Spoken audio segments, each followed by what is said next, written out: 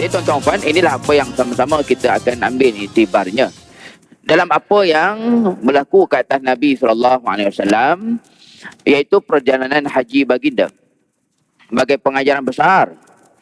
Kerana salah satu yang penting daripada kisah ini, tuan-tuan puan, bagaimana Nabi SAW sirah mencatatkan bahawa haji Nabi SAW itulah satu-satunya. Tidak ada dua. Tidak berkali-kali, tapi itulah sekali haji yang ditunaikan oleh Rasulullah sallallahu alaihi wasallam. A'udzu billahi as-sami'il 'alim minasyaitonir rajim.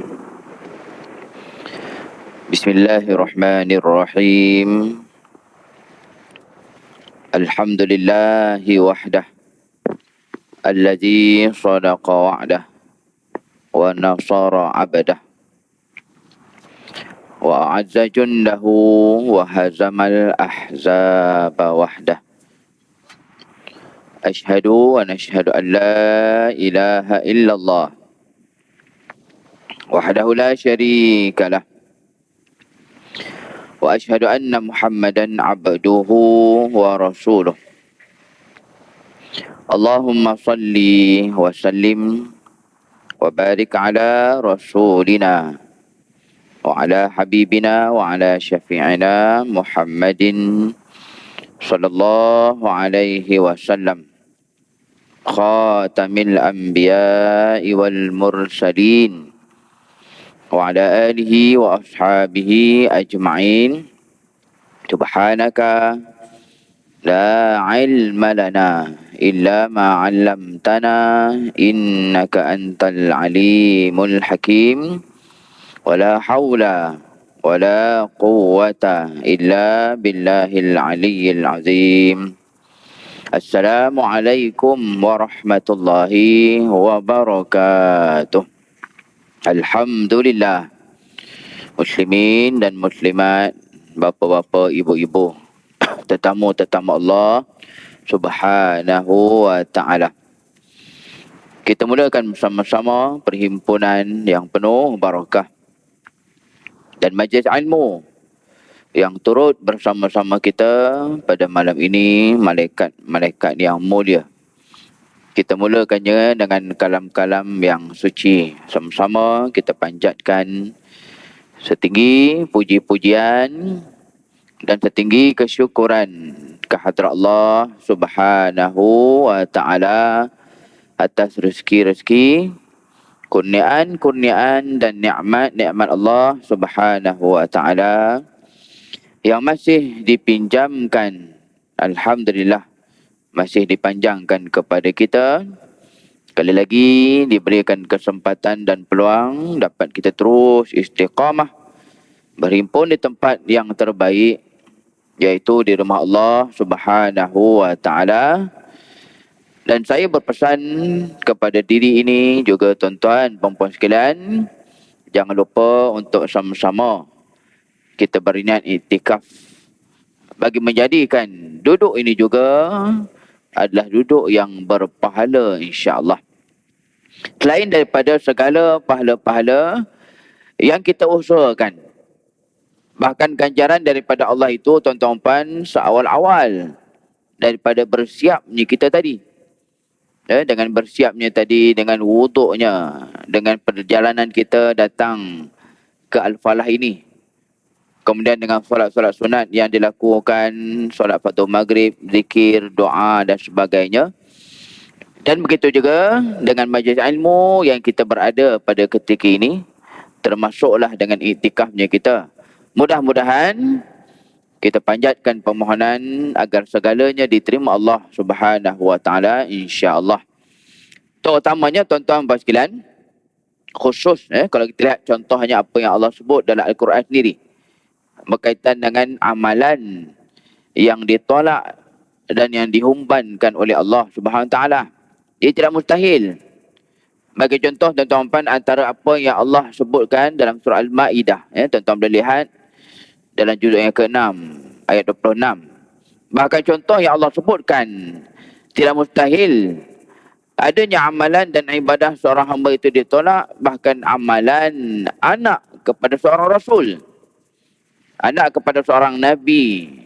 Iaitu dalam kisah ketika mana dua orang anak Nabi Adam AS yang melaksanakan ibadah korban.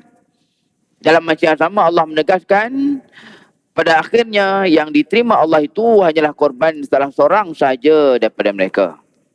Itulah peringatan Allah dalam firman-Nya, Bismillahirrahmanirrahim. Iz qarraba qurbana. Qarraba yang bermaksud dua orang melaksanakan korban.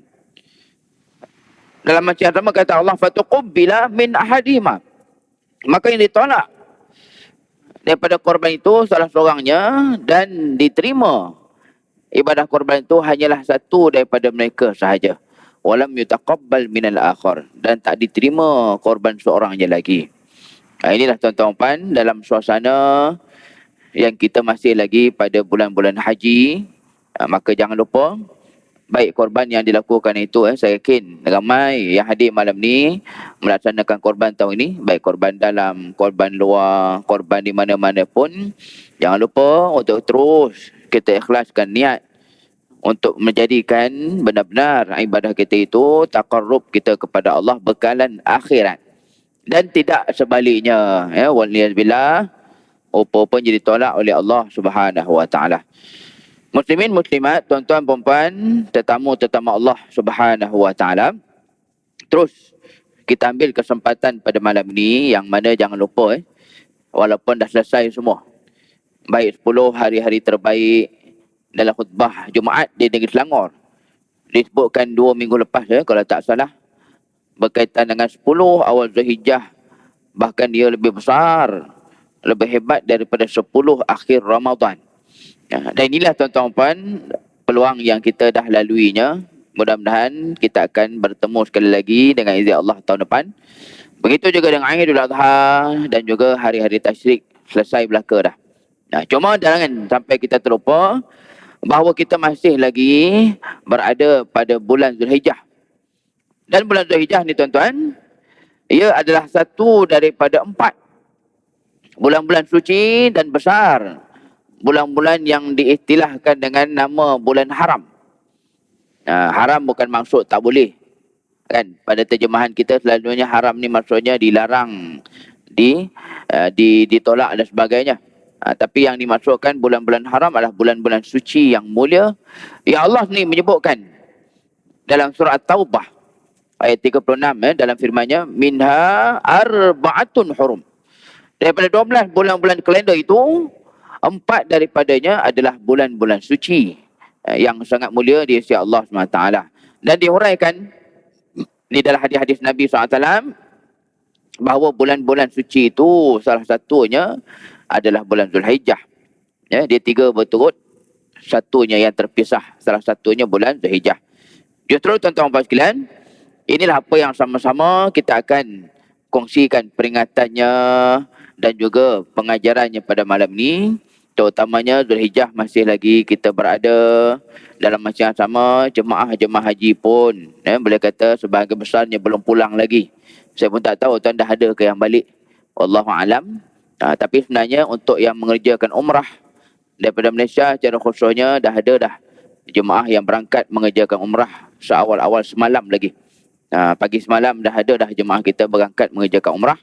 Yang mana visa untuk mengerjakan umrah dah dibuka daripada hari Khamis lepas.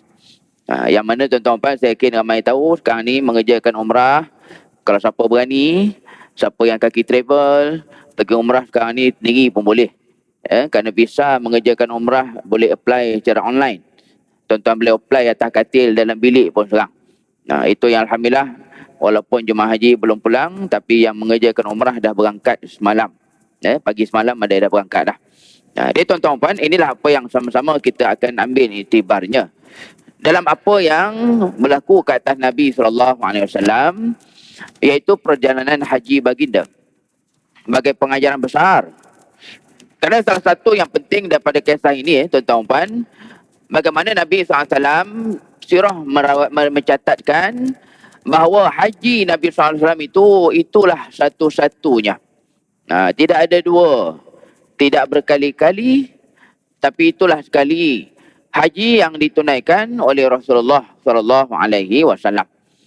Justru tuan-tuan puan pasti ada pengajaran dia. Terutamanya dalam haji inilah. Ni, satu-satunya yang Nabi laksanakan ini, termaktub dan juga terakam padanya khutbah baginda yang sangat terkenal. Khutbah wada'.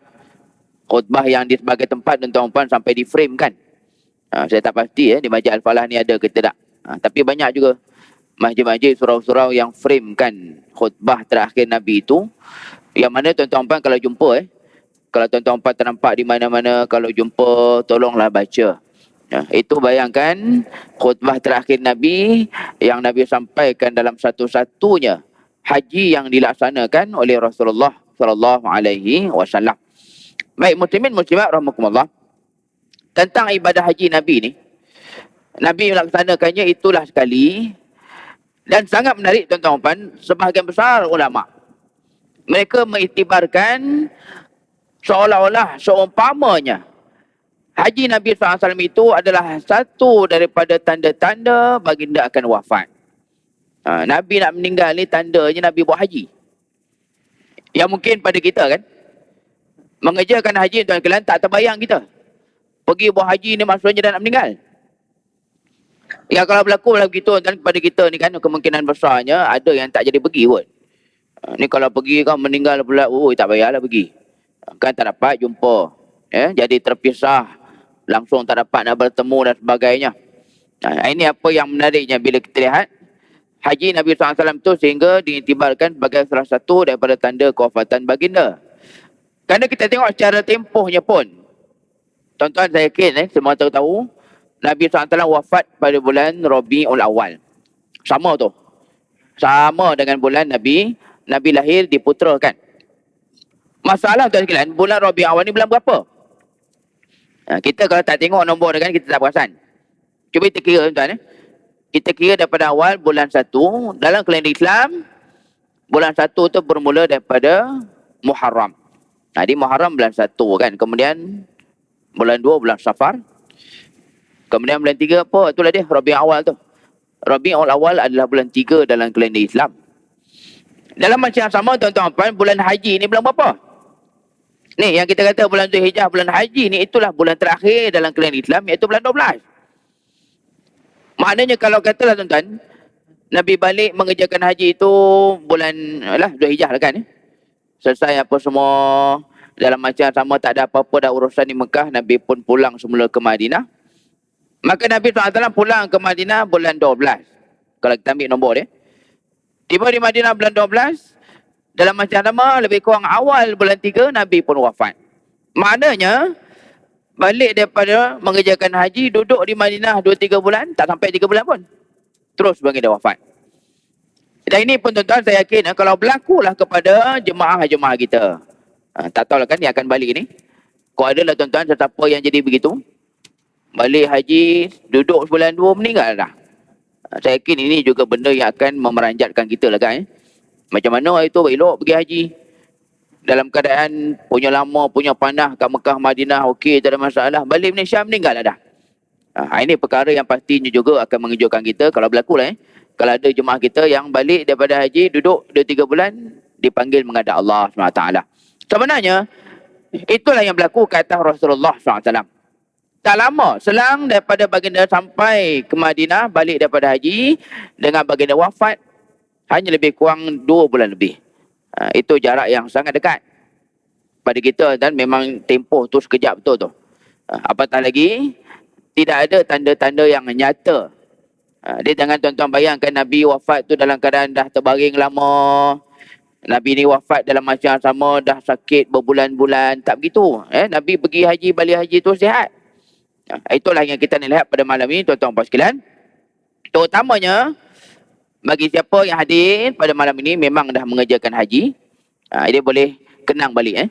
Ingatlah balik, kenanglah balik macam mana perjalanan dulu ketika mana melaksanakan ibadah haji dan bagaimana Nabi SAW sendiri melaksanakannya. Baik, muslimin muslimat rahimakumullah. Kalau kita tarik ke belakang, maknanya tahun-tahun sebelum, mungkin ada yang timbul persoalan. Ustaz, mungkin Nabi pergi haji itu sebab itulah mula-mula haji dibuat. Sebelum tu tak ada kot. Jadi kalau ada tuan-tuan puan yang beranggapan begitu, Sebelum Nabi buat haji, ibadah haji tu memang boleh kata macam tak ada. Yang betul-betul tu belum berlaku. Ini satu kekeliruan sebenarnya. Kerana kalau kita baca dalam sirah, hakikatnya tiap-tiap tahun ibadah haji tu memang berlangsung. Memang berlangsung, memang berlaku ibadah haji tu tiap-tiap tahun, bahkan pada tahun sebelum. Tahun sebelum ni maksudnya tahun 9 lah. Nabi pergi haji tuan tahun 10. Rasulullah wafat tahun 11. Dia tahun 11 wafat, tahun 10 Nabi pergi haji, tahun 9. Sebelum tu Jadi jangan kita ayangkan, jangan kita anggap sebelum itu memang tak ada buat haji ni. Mana ada? Waktu Nabi pergi itulah first time. Tidak begitu. Kerana di hakikatnya menyebutkan tiap-tiap tahun memang ada jemaah-jemaah haji, ada ibadah haji dilaksanakan. Bahkan tahun 9 Hijrah, antara jemaah haji yang berangkat mengerjakan haji itu bahkan daripada Madinah sendiri. Dan apa yang berlaku tuan? Jemaah haji daripada Madinah ini bahkan dilantik sendiri ketuanya oleh Rasulullah sallallahu alaihi wasallam. Nabi ni lantik ketua rombongan haji ni iaitu Sayyidina Abu Bakar As-Siddiq. Sayyidina Abu Bakar inilah yang Nabi lantik jadi ketua jemaah haji, pimpin umat Islam daripada Madinah mengerjakan haji. Masalahnya Nabi ni mana? Ini menariknya. Tahun 9 Hijrah tu Nabi hantar je. Nabi hantar saja, Nabi lantik ketua apa semua. Dalam keadaan baginda sendiri tidaklah bersama-sama dalam rombongan tersebut. Sedang cerita tentang Nabi tak pergi haji pun. Pada tahun 9 Hijrah tu. Nabi hantarlah umat Islam, lantik Sayyidina Abu Bakar jadi ketua dan tidak disertai oleh Rasulullah sallallahu alaihi wasallam. Ini apa yang menarik bila kita lihat.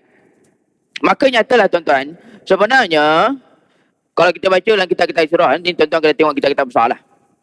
Kalau yang dalam bahasa Melayu dan saya syorkan, kalau siapa minat, tuan-tuan boleh cari di kedai-kedai buku ataupun beli kat Shopee, boleh Google pun sekarang. Kitab yang tajuknya ataupun kitab yang namanya Ar-Rahiq Makhtum. Kitab Arab sebenarnya. Kalau di tanah Arab, ia antara kitab yang terbaik lah. Pernah dapat anugerah pun. Anugerah sayembara kitab-kitab ilmiah. Dikurniakan oleh kerajaan Saudi. Dia tuan-tuan, kitab ini antara kitab terbaik nak dironjok sebab dah diterjemahkan pun dalam bahasa Melayu. Cuma terjemahannya tebal lah. Antara yang terawal terjemahkan kitab ni iaitu Yadim sendiri. Jadi tuan-tuan boleh tengok kitab ni, boleh cari, boleh beli. Kalau dah ada di rumah boleh buka. Dalam kitab Ar-Rahiq Makhtum ini diriwayatkan bagaimana ada ibadah haji itu dilaksanakan setiap tahun. Bahkan zaman jahiliah pun. Kalau zaman jahiliah, dan itu yang kalau kita baca macam mana atuk Nabi SAW. Kan namanya Abdul Muttalib tu. Atuk Nabi itulah yang menjadi ketua. Ataupun orang kata menjadi orang besar lah. Dalam menyambut dan melayan keperluan jemaah-jemaah haji pada zaman jahiliah. Dia maksudnya memang ada. Dilaksanakan ibadah tersebut. Cumanya perbezaannya tuan-tuan. Di zaman jahiliah, ibadah haji itu dilaksanakan dengan manasik. Dengan tata cara yang diselewengkan. Ini memang tak ada nafi lah. Ini kalau tuan-tuan bayangkan ni, bayangkan di zaman itu, haji dilaksanakan dalam keadaan di sekeliling Kaabah ada lebih kurang 300 patung berhala. Ini zaman-zaman jahiliah dulu, sebelum Mekah jatuh ke tangan Islam. Kita di Malaysia ni tuan, walaupun ada agama lain, wallah alam saya tak tahu dan kalau kita di Malaysia ni mana nak cari tempat, dalam satu tempat tu 300 patung.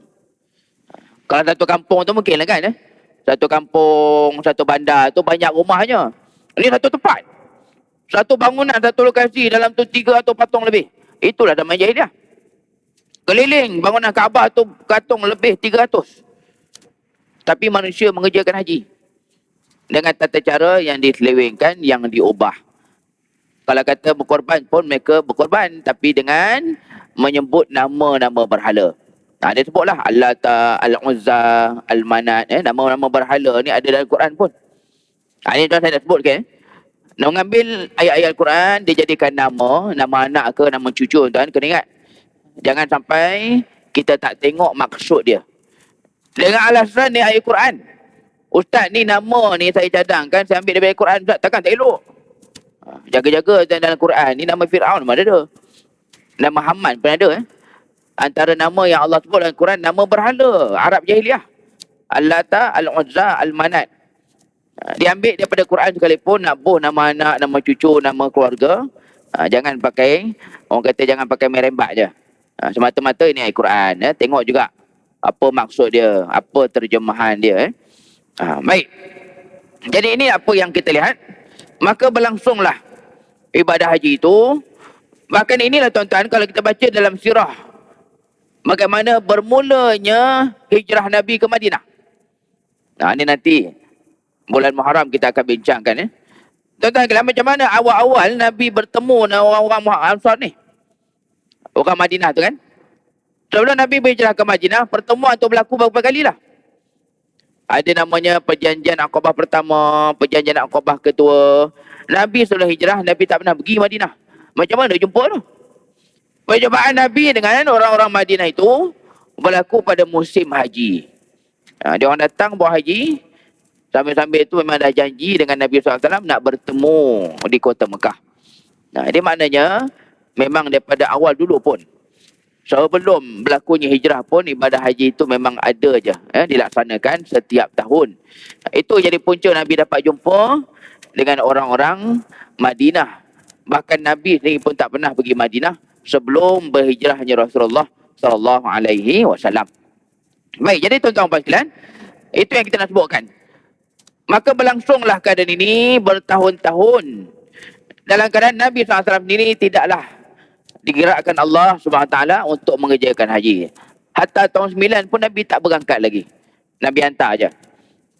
Dan inilah tuan-tuan, maka pada tahun yang ke-10 hijrah. Tahun 10 ni kan memang dah hujung-hujung lah. Sebelum daripada Rasulullah wafat tahun 11, bulan Rabi awal. Ni tahun 10 ni lah. Dalam riwayat menyebutkan pada bulan Zulqa'dah. Jadi kalau dalam bahasa Arab kan, Zulqa'dah tu, yang kita orang Melayu panggil kan, kita orang Melayu sebut Zulqa'idah. Kita Melayukan jadi kaedah. Asalnya dalam bahasa Arab Zulqa'dah. Qaf beri atas, kemudian Ain mati. Itu sebutan sebenarnya lah. Zulqa'dah kan, kita Melayukan jadi Zulqa'idah.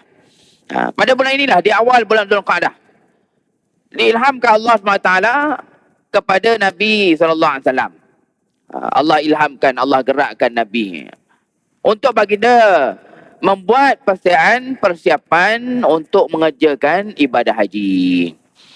Dan apa yang berlaku tuan, bila pecah berita ni, bila tersebar berita, Masya Allah, Nabi nak buat haji. Kalau nama kita kan, kita kata viral kan. Alangkah zaman sekarang kan, bila mana ada rombongan haji, rombongan umrah bersama dengan ustaz, tuan guru dan sebagainya kan, Masya Allah, sambutan hebat. Macam tahun ni pun. Tahun ni pun tuan, yang baru je selesai ni, Masya Allah, ramai ustaz-ustaz kita, tuan-tuan guru kita yang mengerjakan haji, sahabat saya yang selebriti lah. Yang terkenal pun pergi kat buat haji, ramai. Mereka bawa jemaah yang kosnya tidak murah. Mahal tuan-tuan. Kalau buat haji dengan tuan-tuan guru, dengan ustaz-ustaz terkenal ni, memang tak ada lah tak buat haji punya. Memang kena bayar sendiri kan, tapi penuh. Masya Allah. Sambutan tu walaupun dengan kos yang tinggi, satu kepala tak kurang 60,000, 50,000. Jadi bayangkanlah macam mana zaman Nabi SAW. Ni nak buat haji dengan Nabi ni. Sebaik-baik manusia, semulia-mulia manusia kan. Kalau kata tuan guru kan, Rasulullah ni segala, orang kata tuan kepada tuan guru lah Nabi tu. Setinggi-tinggi tuan guru dan sebagainya. Maka tersebarlah berita ini ke segenap pelosok kerajaan Islam, terutama di Madinah lah. Ia menyebabkan umat Islam pun ramai-ramai. Mereka pun membuat persediaan, persiapan untuk mengerjakan haji. Sebab apa? Ni nak sama-sama dengan ibadah haji Rasulullah SAW. Muslimin muslimat sekalian, ia dijadikan satu daripada tanda baginda akan wafat. Terutamanya sebelum Nabi nak buat haji dan sebelum bulan Zulqa'idah tu, berbulan-bulan sebelumnya Nabi siap dah bagi tahu dah bahawasanya baginda memang dah tak lama, baginda memang akan wafat. Yang menariknya, kisah sebelum Nabi buat haji, Nabi sendiri sebut kepada seorang sahabat. Ni kalau tuan-tuan pernah terbaca seorang sahabat yang terkenal, kita di Malaysia ni pun terkenal sahabat ni, Sayyidina Muaz bin Jabal. Kalau di KL tuan terkenal Sayyidina Muaz ni sebab apa? Sebab nama kepada sebuah masjid. Masjid di Setiawangsa. Kalau tuan-tuan biasa pergi Masjid Setiawangsa tu, Masjid Muaz nama dia. Masjid Muaz bin Jabal. Banyak masjid di KL bersempena dengan sama sahabat Nabi SAW. Dia Muaz bin Jabal ni lah, dalam satu riwayat, satu kisah, Nabi hantar beliau ke Yaman untuk berdakwah dan jadi qadi. Sebab Sayyidina Muaz ni dia memang alim. Dia bukan alim orang kata jenis tasawuf sufi ni, tapi alim dari segi fatwa. Dia memang mahir dalam fatwa, menjelaskan hukum.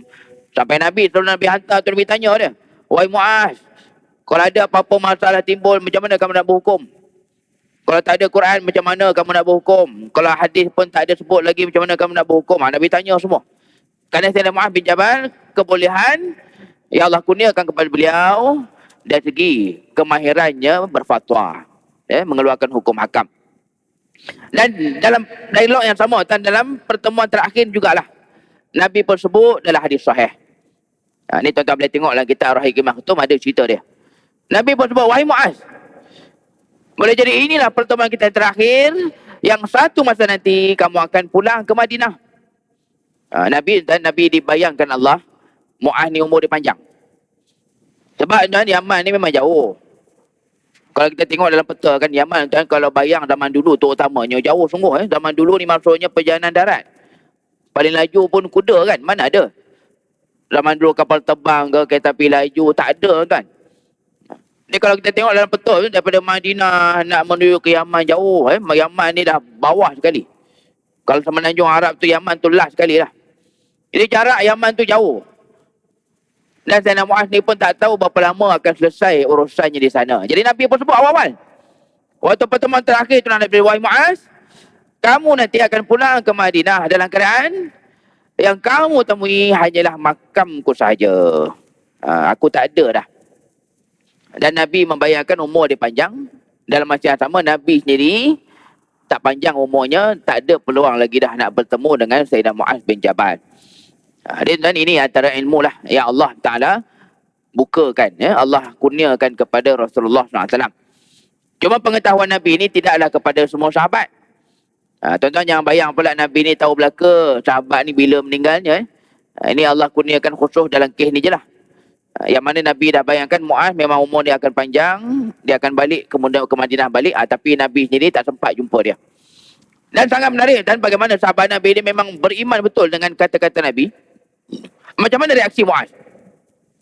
Kita kan kalau ada yang hadir malam ni pernah ziarah orang sakit. Tuan-tuan, kalau ziarah orang yang memang dah tenat terutamanya, antara adab kita, kalau orang sakit tuan yang kita ziarah tu mungkin tiba-tiba dia mengeluh. Ni kita tengah ziarah je ni. Kalau ada lah tuan situasi yang mana dia mengeluh, dia cakap pasal mati, dia cakap pasal nyawa dia dah tak lama kan. Kita yang mendengar ni patutnya apa? Antara adab kita, dan sepatutnya kita orang yang ziarah yang mendengar ni, sepatutnya kita tenangkan dia. "Oi, tak ada lah Tuan Haji, insyaAllah sihat ni. Jumpa doktor, jaga makan ubat, insyaAllah. Sihat balik ni, boleh datang balik ke masjid apa semua kan." Itu adabnya kan, kita tenangkan dia. Kita bagi harapan, kita doakan. Lagi kalau orang sakit tu sampai dah sebut-sebut kematian lah. Itu kebiasaannya gitu, kita akan pujuk dia. Kita akan berikan dia harapan, doakan dia kesembuhan dan sebagainya. Terutama kalau orang tu sampai dah sebut pasal mati, dah mengeluh apa semua. Tapi dalam kisah tuan sekalian, apa yang berlakunya, riwayat menyebutkan Sayyidina Muaz tak ada pun. Riwayat menyebutkan tak ada pun dia pujuk-pujuk Nabi SAW. Tak ada pun dia cakap, "Wahai Rasul, tak ada kot. InsyaAllah umur kita panjang, nanti jumpa kot." Tak ada tuan. Sebab apa? Sebab para sahabat memang tahu dan maklum segala kata-kata Nabi SAW pastinya benar-benar akan berlaku. Itu yang saya dah, sahabat pun tak ada nak pujuk-pujuk tu, sebab memang dia tahu dah. Bila Nabi sebut macam tu, memang itulah dia. Kalam Nabi adalah sebenar-benar perkataan selepas daripada kalam Allah Subhanahu Wa Taala. Ini tuan-tuan, mudah-mudahan kita umat kemudian ni pun adalah semangat macam tu juga. Apa je daripada Al-Quran, apa je daripada hadis, apa je daripada fatwa ulama kan, terutamanya Ahli Sunnah wal Jamaah, kita peganglah sungguh-sungguh. Yang mana tuan-tuan sekalian ambil semangat ni, ambil kefahaman yang jelas daripada para sahabat terhadap apa yang disebut oleh Nabi SAW. Jadi Nabi walaupun sebut pasal mati, Nabi sebut pasal ajal, tapi Sayyidina Muaz tak ada dah. nak pujuk ke, nak tenangkan ke, tak ada. Sebab memang dia tahu semua apa yang disebut oleh Nabi SAW adalah perkara yang benar. Jadi apa yang berlaku? Dalam kisah tuan kalian, reaksi Sayyidina Muaz, dia bukan jawab ke pujuk. Apa yang berlakunya, menangis dia. Depan-depan Nabi tu. Dia menangis terus. Yang bila Nabi kata, lepas ni memang tak ada dah peluang untuk dia bertemu Rasulullah SAW. Bukan senang tuan. Alangkah kita-kita kan, saya yakin memang dah lama tak menangis kan. Kalau kata nak menangis pun kena sebab yang kuat betul. Takat lepas tu tak jumpa balik, lepas tu mungkin dah tak bertemu dah, agaknya tak ada kot kita nak menangis. Ini bayangkan betapa sahabat-sahabat Nabi SAW begitu kasih. Dia punya cinta kat Nabi itu memang tak terbayang lah kita. Kita kan paling-paling pun takat habis-habis pun selawat je kan. Tapi sahabat Nabi lebih pada tu lagi. Kasihnya mereka kepada Rasulullah SAW. Bila Nabi sebut lepas ni tak jumpa dah, menangis tu. Dan tu. Tak ada dah. Malu ke, segan ke, aku ni lelaki ke, aku dah tua ke, tak ada fikir tu dah. Terus dia menangis depan Nabi SAW. Muslimin, muslimat. Tuan-tuan sekalian, kisah ni berlaku bila? Yang Nabi dah bayangkan baginda akan wafat ni bila berlaku? Kisah ni riwayat menyebutkan berlaku sebelum Nabi buat haji. Bahkan lebih kurang, tuan, kalau Nabi wafat tu lebih kurang 6-7 bulan. 6-7 bulan sebelum baginda wafat, Nabi dah menyebutkan tentang ajalnya. Maknanya, lebih kurang setengah tahun sebelum baginda wafat, sebelum buat haji lagi, Nabi dah sebutkan betapa ajalnya semakin hampir. Yang lagi menarik, Nabi sebut tentang kewafatannya ni dalam keadaan Nabi masih sihat. Bukan Nabi dah terbaring. Tuan-tuan jangan bayangkan Nabi sebut ni dalam keadaan Nabi dah nazak, dah kering, dah sakit. Tidak. Nabi waktu tu masih sihat. Belum pergi haji lagi pun. Tapi dah dibayangkan Allah bahawasanya umurnya tak lama dah. Ini tuan saya yakin kan, kelebihan sebenarnya kan. Antara kelebihan yang Allah kurniakan kepada Nabi SAW. Tapi pastinya kebanyakan kita tak minat kelebihan ni. Agak-agak tuan, kalau Allah bagi pun kita tak nak lah kot kan. Kelebihan apa? Tahu bila nak mati 6 bulan sebelum. 7 bulan sebelum tahu dah bila nak mati kan. Boleh sebut kat orang pula. Ini kelebihan yang saya pastinya kita pun tak nak lah kot daripada Allah kan. Biasa kita dan terutama orang Melayu, kita ni kebiasaannya memang tak minat nak bincang pasal mati ni. Pasal persediaan mati ke, wasiat ke, penama ke, memang boleh buat gaduh je. Nak bincang memang tak ada lah. Ini antara kelebihan yang Allah kurniakan kepada Rasulullah SAW. Dah dibayangkan lama sebelum wafatnya Nabi lagi, bahawasanya ajalnya akan tiba, dan itu yang Nabi sebut kepada Sayyidina Muaz bin Jabal. Dan apa yang berlaku tuan? Memang itulah dia. Apa yang Nabi sebut, bahawasanya Muaz akan balik ke Madinah, memang lepas tu dia balik. Lepas selesai urusannya di Yaman, dia balik walaupun jauh Yaman dengan Madinah tu. Dan benar-benar berlaku. Kepulangan Sayyidina Muaz lepas itu, memangnya dia tak pernah lagi dah bertemu dengan Rasulullah SAW. Sebab dia memang ketika mana dia berada di Yaman, itulah Rasulullah wafat. Jadi memang betul lah. Apa yang Nabi sebut tu, memang betul-betul itulah yang berlaku. Wafatnya Nabi ketika mana Sayyidina Muaz bin Jabal sedang berdakwah, sedang bertugas di Yaman. Baik, muslimin, muslimat, tuan-tuan, mati Allah SWT. Kita ke depan balik. Tadi kita patah belakang sikit. Beberapa bulan sebelum haji, Nabi dah bayang-bayangkan memang ajalnya akan sampai. Kemudian kita lihat balik bulan Zulqa'dah ni. Nabi pun buatlah persediaannya untuk mengerjakan ibadah haji dengan berita yang dah tersebar. Dengan orang pun ramai-ramai membuat persediaan nak buat haji dengan Rasulullah SAW. Dan apa yang menarik tuan sekalian, kita nak kongsikan sikit berkaitan dengan macam mana Nabi punya persediaan melaksanakan korban. Korban Nabi ni pun menarik sebab ada disebutkan dalam riwayat.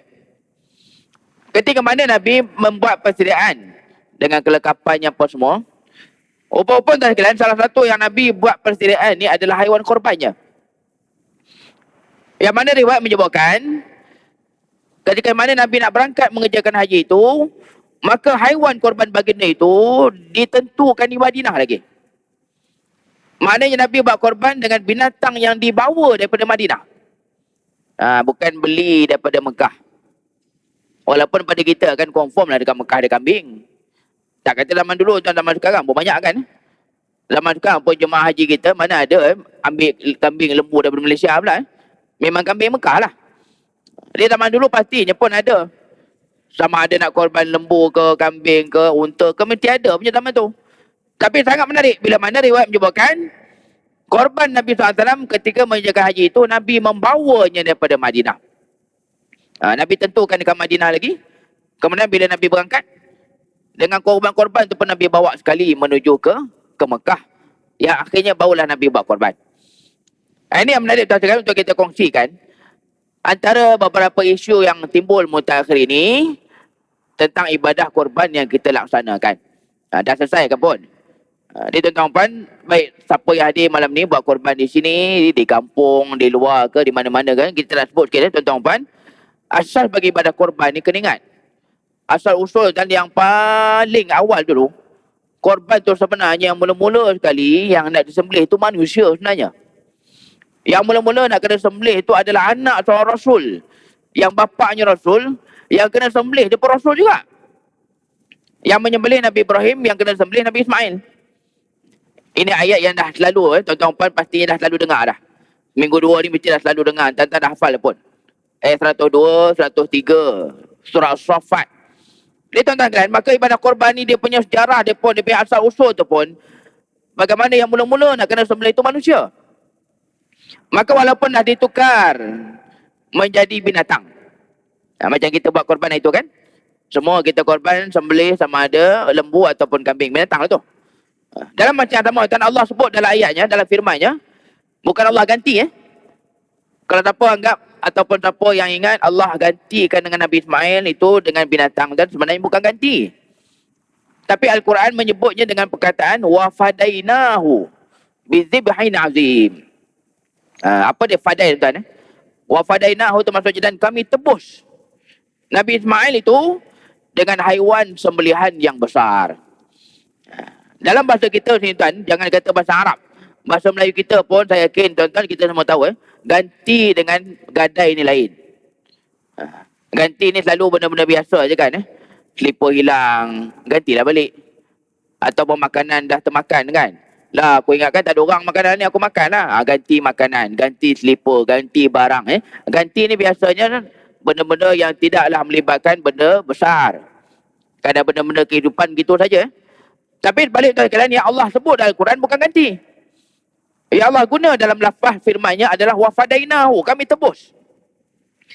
Maka akhirnya daripada asal manusia yang kena sembelih kemudian bertukar kepada binatang. Hakikatnya ibadah korban itu ibadah yang sangat-sangat besar. Yang masalah zaman kita sekarang tuan, orang jadi tak rasa dah korban tu besar, korban tu hebat. Ramai jemaah kita hari korban pun tak hadir. Kan waktu sembelihan korban pun dia tak datang. Ada sebagainya tak ambil langsung daging korban dan sebagainya. Ataupun dia hadir sembelihan tapi duk curi sana, songlap sini. Dia tak rasa korban tu benda hebat. Antara punca tuan sekalian, bila mana kita sendiri tak tengok daripada awal macam mana sejarah korban itu bermula. Jadi kalau betul-betul kita faham asal-asal yang kena sembelih itu manusia sebenarnya. Allah tebus dengan binatang. Itu yang dapat kita buat ni. Dan ini tuan-tuan, Nabi membayangkan kepada kita memang cara Nabi korban pun dengan cara yang besar. Nabi bukan bawa duit daripada Madinah. Bukan Nabi beli kambing dekat Mekah kan. Bukan Nabi bawa duit bayar dekat orang Mekah, tidak. Nabi bawa tu daripada Madinah, Nabi bawa ke Mekah. Itulah haiwan yang bagi dia korbankan. Susah payah dibawa jauh-jauh. Walaupun kan pada logik kita apa salahnya beli je kat Mekah. Bukan tak ada kan. Zaman kita pun ada kambing, ada lembu kat Mekah tu apa tak ada. Tapi Nabi tidak membelinya di Mekah, Nabi bawa daripada Madinah. Ini satu gambaran. Pada akhirnya ibadah korban itu adalah satu taqarrub yang tertinggi di sisi Allah Subhanahu wa taala. Baik itu tuan, kalau ada orang mempersoal, mempertikai, memang ada pun cuma tuan-tuan puan terbaca ke tidak aja. Baru je 3 hari ni. Yang komplain ni budak-budak muda lah.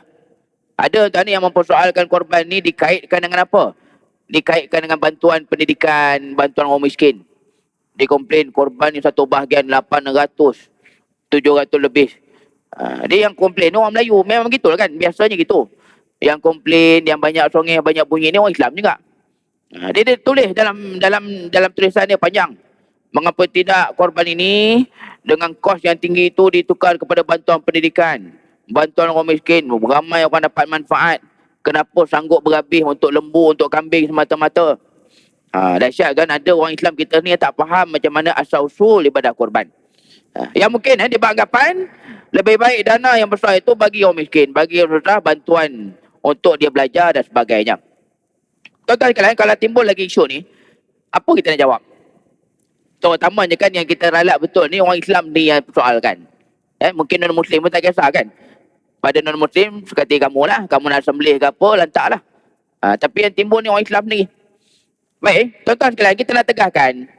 Pada akhirnya, kerja menolong, membantu, menyumbang kepada orang miskin, segala macam pertolongan dan sebagainya itu memang kerja yang berjalan tiap-tiap hari.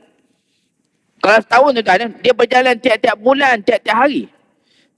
Terutama bagi tuan-tuan puan yang hadir malam ni, kan saya yakin semua yang hadir ni, baik di depan, baik di belakang, memang insya-Allah semua yang datang ni memang kaki serkah semua ni. Pantang jumpa tabung kan. Lagi-lagi tuan, takat saya tengok orang datang masjid dan tahu memang pantang jumpa tabung. Tabung tak ada pun, suruh anak cari. Engkau ambil duit ni, masuk dalam tabung. Jadi itu maknanya membantu orang susah ni sepanjang hari kita buat. Dan jangan keliru dengan korban tu sendiri. Korban tu berapa hari je setahun. Kita laluan pada azan.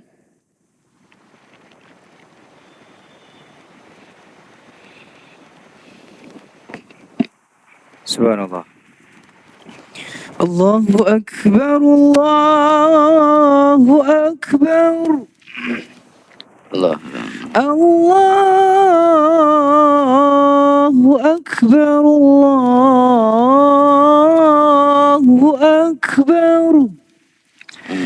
Ashhadu an la ilaha illallah. Ashhadu an la ilaha illallah. Ashhadu anna Muhammadar Rasulullah. Ashhadu anna Muhammadar Rasulullah. Hayya 'alal salah.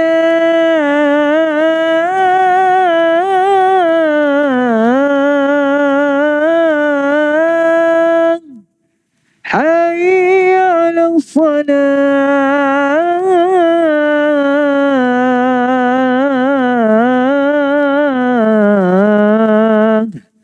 حي على الفلاح.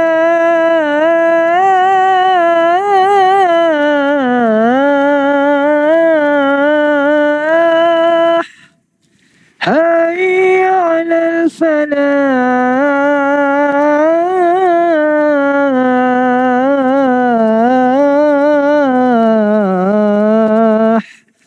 الله أكبر،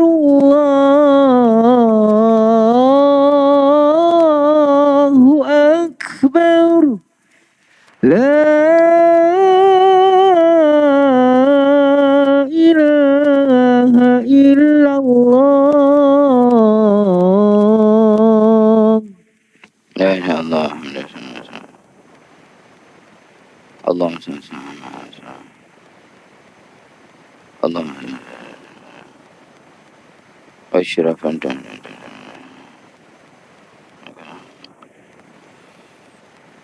innaka la Muslimin, muslimat, tuan-tuan perempuan yang dirahmati Allah Subhanahu wa taala. Sikit lagi kita sambung. Jalan sempena, kita masih lagi berada pada bulan Zulhijjah ini. Kita mengambil iktibar daripada perjalanan haji Nabi SAW yang hakikatnya itulah satu-satunya. Tak ada dua kali tuan. Nabi bekerjakan haji, bahkan tidak ada kesempatan yang lain, itulah sekali ditunaikan oleh Rasulullah SAW. Maka kita berhenti tadi dalam persoalan betapa besarnya korban ni. Nabi bahkan membawanya daripada Madinah bawa ke Mekah. Maka ini perkara yang tuan sebenarnya kadang nak tunjuk kita je yang keliru. Kita yang kurang faham sebenarnya. Bila ada pula yang beranggapan lebih baik kos mengerjakan korban tu tukar kepada bantuan kepada orang miskin, bantuan pelajaran, bantuan pendidikan. Sedangkan hakikat tuan sekalian, takat saya sendiri saya boleh kata dan kalau saya berkuliah di surau-surau kecil, macam sini masjid besar saya pun tak kenal sangat lah. Tapi kalau surau-surau kecil yang saya kenal para jemaahnya, saya boleh kata dan kebanyakan yang menyertai korban, itulah dia orang yang sama juga. Muka tu juga. Pada bulan-bulan lain, itulah orang yang sama banyak sumbangannya kepada masyarakat. Orang yang samalah banyak infaknya kepada agama, menolong orang dan sebagainya. Dia tuan-tuan sekalian, bila mana ada yang mengatakan lebih baik korban itu tukar kepada bantuan dan sebagainya, ia seolah satu sangkaan buruk kepada umat Islam. Seolah macam kita ni tak pernah menolong orang, tak pernah membantu orang. Sedangkan itu memang kerja yang kita buat tiap-tiap bulan. Dan untuk setahun tuan, setahun ada 300 hari lebih tu, korban ni jangan lupa, dia hanya berlangsung 4 hari je. Daripada hari ke-10 Zulhijjah sampai hari ke-3, itulah 4 hari saja waktu untuk korban. Yang selain daripada itu, memang kerja kita hanya menolong orang je. Selain daripada 4 hari dan selain daripada itulah hari buat korban, memang kita sentiasa bagi sumbangan, bagi infak, bagi bantuan dan sebagainya. Dan sangat ralak lah. Kalau ibadah 4 hari setahun tu pun nak diganggu. Ibadah 4 hari setahun tu pun rupanya ada kat yang tak kena. Ada je yang tak betul. Kita dah sampai yang tak betul tuan. Kita dah sampai satu tahap, apa je benda-benda agama ni ada je celah-celah yang boleh dikritik, dikomplain dan sebagainya. Yang terbaru tahun ni, haji dan juga korban yang sekejap 4 hari tu pun ada dah yang berbunyi. Lebih baik tukar kepada bantuan dan sebagainya. Padahal tiap-tiap hari waktu lain memang kita menolong orang pun. Sumbangan kita tak pernah berhenti. Ini tuan-tuan puan, dibimbangi, pada akhirnya kita pun dah tak faham dah. Korban tu apa sebenarnya. Ada yang compare dengan sedekah. Ada yang compare dengan bantuan pendidikan. Sedangkan asal bagi korban itu sebenarnya adalah taqarrub kita tertinggi kepada Allah Subhanahu Wa Taala. Macam hari tu tuan saya ucap tahniah. Memang tabik lah. Terutama kaum muslimin yang di depan ni. Siapa yang buat korban ni tuan-tuan kalau dapat tahan 10 hari, 11 hari tak bercukur. Daripada mula 1 Zulhijjah sampailah sembelih. Kalau ada kaum bapa terutamanya langsung tak bercukur, tak potong apa-apa, itu memang hebat. Dan itu menggambarkan besar betul korban. Dalam macam mana tuan sekalian, tuntutan tak bercukur tu tak ada dalam sedekah. Contoh sedekah 50,000 ke 5 juta ke, bina masjid ke, tak ada tuntutan macam itu. Disyaratkan untuk buat masjid tak boleh bercukur 10 hari. Tak pernah kita dengar tuan mana ada sedekah macam tu. Nak bina komplek besar mana pun tak ada syarat dia tak boleh bercukur potong kuku. Itu tak berlaku dalam sedekah-sedekah. Dia ada dalam korban je. Dia tak apa yang hari tu dapat melaksanakan tuntutan ni 10 hari, 11 hari tak potong langsung, tak bercukur langsung, kuku pun dibiarkan. Itulah taqarrub tertinggi kepada Allah Ta'ala. Tak ada dalam mana-mana infak, sumbangan, wakaf pun tak ada tuan. Kita kata sedekah paling hebat pun tak ada macam itu tuntutannya daripada agama, ada dalam korban je. Inilah perkara yang didoakan. Mudah-mudahan jangan sampai kita pun terkeliru sama dalam kerja-kerja yang kita laksanakan, terutama yang bermusim ni lah. Ini dalam 4 hari kita buat korban, adalah timbul isu. Begitu juga tuan-tuan, dalam haji yang dilaksanakan oleh Rasulullah SAW, mudah-mudahan kita dapat ambil iktibarnya, pengajarannya, terutamanya ia adalah sebenar-benarnya satu daripada petunjuk Allah Subhanahu Wa Taala yang pada akhirnya Nabi pulang daripada haji tak berapa lama, lebih kurang 2-3 bulan je. Terus Nabi pun wafat. Lebih tepat lagi pada bulan Rabiul Awal Nabi wafat, balik haji bulan Zulhijjah. Jadi tuan-tuan puan sekalian, itulah apa yang sama-sama dapat kita kongsikan pada malam ni dengan harapan untuk mereka-mereka yang mengerjakan haji tetamu Allah tahun ni, mudah-mudahan mabrur semua amalan mereka insya-Allah. Kita yang tinggal pun sama, mudah-mudahan makbul segala ibadah kita, taqarrub kita kepada Allah Taala. Wallahu a'lam. Aku qauli hadza wa astaghfirullahal azim. Li wa lakum wa lisairil muslimin wal muslimat. Wassalamualaikum warahmatullahi wabarakatuh. A'udzubillahi minasyaitonir rajim. Bismillahirrahmanirrahim. Alhamdulillah. Salatan wa salaman ala Rasulillah. Allahumma ij'alna minal ladzina yastami'una al-qawla fayattabi'una ahsanah. Sallallahu alaihi wasallam Muhammad walhamdulillahirabbil alamin.